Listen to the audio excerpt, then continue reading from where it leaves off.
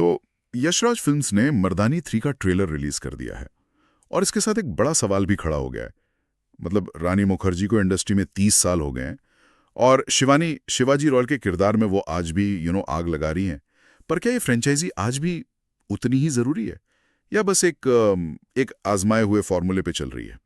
चलिए आज इसी पर गहराई से बात करते हैं। हाँ, और ये सवाल बहुत जरूरी है क्योंकि मर्दानी के विरासत ही यही रही है, समाज के उन अंधेरे कोनों को दिखाना जिनसे हम अक्सर नजरें फेर लेते हैं। सही कहा। पहली फिल्म मानव तस्करी पर थी, दूसरी वो नाबालिगों के अपराधों पर, और ये ट्रेलर तो साफ इशारा कर रहा है कि इस बार दांव और भी बड़ा है। बिल्कुल, और इस बार तो उन्होंने मुद्दा और भी बड़ा चुना है। चाइल्ड ट्रैफिकिंग और भिखारी माफिया का पूरा नेटवर्क।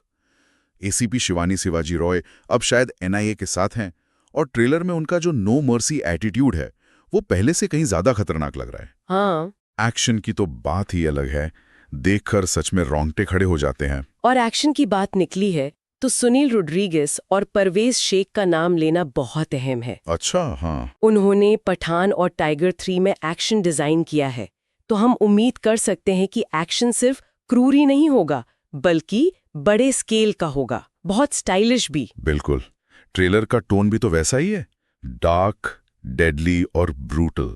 ये विजुअल्स में साफ दिखता है। सही। और देखिए, शिवानी का ये नो मर्सी एटीट्यूड तभी काम करेगा जब उसके सामने कोई उतना ही खतरनाक विलन हो। ट्रेलर में इस बार विलन पर खास ध्यान दिया गया है। एक किरदार है अम्मा। और यहीं पर बात वाकई दिलचस्प हो जाती है।